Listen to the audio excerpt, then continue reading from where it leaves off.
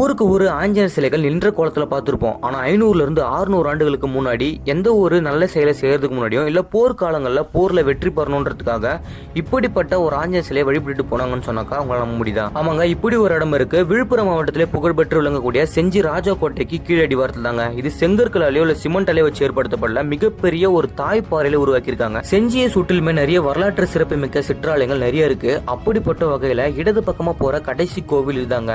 இங்க இருக்கிற ஆஞ்சநேயரோட பேர் வீர ஆஞ்சநேயர் அழைக்கிறாங்க. அது கேட்ட மாதிரி ரொம்ப கம்பீரமா இருக்காரு. மிகப்பெரிய பாறையில உருவாக்கப்பட்ட ஒரு புடைப்பு சிற்பம். அதுக்கு மேல இப்போ மிகப்பெரிய பிரம்மாண்டமான ஒரு கோவிலும் கட்டியிருக்காங்க. தினசரி பூஜைகள் நடைபெற்று தாங்க இருக்கு. நாங்க போகும்போது கூட ஆஞ்சநேயரை அலங்கரிச்சு தான் வச்சிருந்தாங்க. 500 இருந்து 600 ஆண்டுகளுக்கு முன்னாடி இதுக்கு முகப்பு மண்டபம் கருவறைன்னு அமைச்சிருக்காங்க. இது முகப்பு மண்டபம் மேற்கூறு எல்லாமே உடஞ்சி இப்போ வெறும் தூண் பகுதிகள் மட்டும் தாங்க பார்க்க முடியுது. இங்க இருக்கிற ஆஞ்சநேயரை வணங்கினா படிப்புல புத்தி கூர்மை வரும்னு சொல்லப்படுது. நீங்க எப்பனாச்சும் செஞ்சி கோட்டைக்கு வந்தீங்கன்னாக்கா இங்க இருக்கிற ஆஞ்சநேயர் வந்து வணங்கிட்டு போங்க. பக்கத்துல சக்கர குளம்